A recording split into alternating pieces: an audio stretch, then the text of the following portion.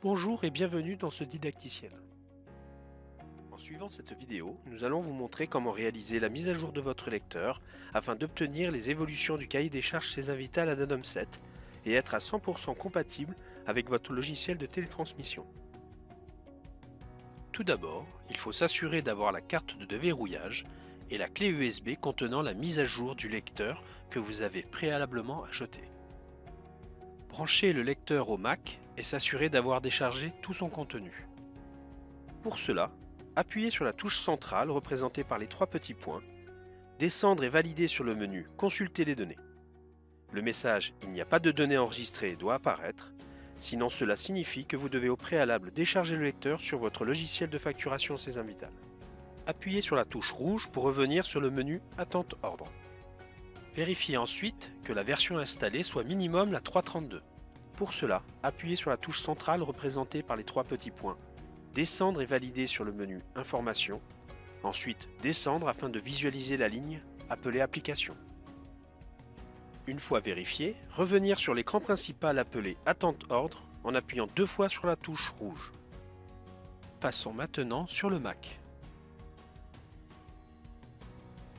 Vérifiez que le logiciel de facturation soit fermé et branchez la clé USB. Votre Mac affiche sur le bureau le nom de la clé appelée 1G ADD7. Sur certains ordinateurs, la clé USB ne s'affiche pas automatiquement sur le bureau. Il est alors nécessaire d'ouvrir une nouvelle fenêtre du Finder afin de voir le disque de la clé USB que l'on pourra ouvrir. Pour cela, effectuez un clic droit de la souris afin de choisir le menu « Ouvrir une nouvelle fenêtre du Finder ». Pour information, sur un clavier tactile Mac, il faut faire la pression des deux doigts pour réaliser cette action. Cliquez sur le disque appelé 1G ADD7 pour ouvrir son contenu.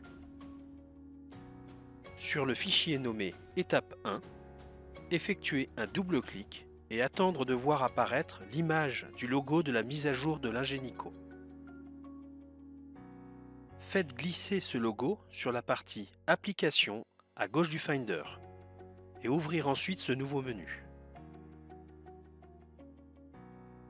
Recherchez dans la liste le nom du logiciel de mise à jour appelé S-Loader.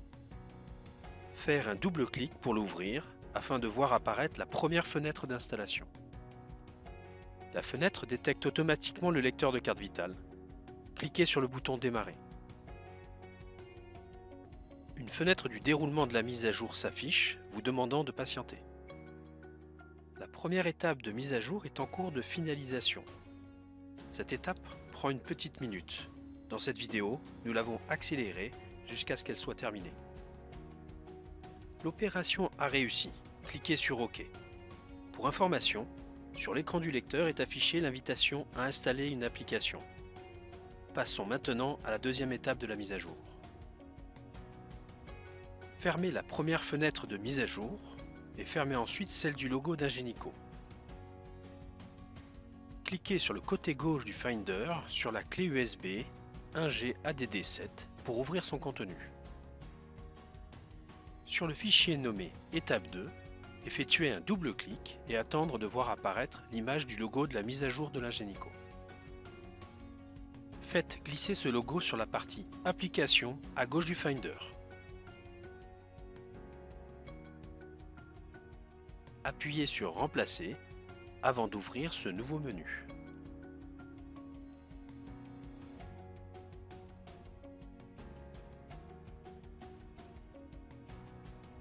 Recherchez ensuite dans la liste le nom du logiciel de la mise à jour appelé S-Loader. Faire un double clic pour l'ouvrir afin de voir apparaître la nouvelle fenêtre d'installation. La fenêtre détecte automatiquement le lecteur de carte vitale. Cliquez sur Démarrer. La mise à jour démarre, ne débranchez pas votre lecteur et laissez le déroulement de la fin d'installation. La mise à jour dure environ 3 minutes. Dans cette vidéo, nous l'avons accélérée afin de visualiser plus rapidement la fin d'installation. Une fois terminé, cliquez sur OK au message d'opération réussie. Vous constaterez qu'au même moment, le lecteur affiche également les étapes de fin d'installation de cette nouvelle version. La mise à jour est en cours de finalisation, Laissons encore quelques secondes au lecteur, le temps que tout soit terminé. Laissons les étapes se poursuivre jusqu'à ce que le lecteur demande de retirer la CPS. Une fois la carte retirée, le lecteur demande d'insérer la carte de déverrouillage. Placez la carte dans la fente de lecture carte vitale. Le message « Application activée » s'affiche. Appuyez ensuite sur la touche verte pour retirer la carte et finir l'installation de cette mise à jour. Votre lecteur est maintenant à jour. Pour le vérifier, appuyez sur la touche centrale représentée par les 3 petits points. Descendre et valider sur le menu Informations. Ensuite, descendre afin de visualiser la ligne appelée Application. La version au minimum 4.18 doit s'afficher. Merci de votre écoute et bonne facturation.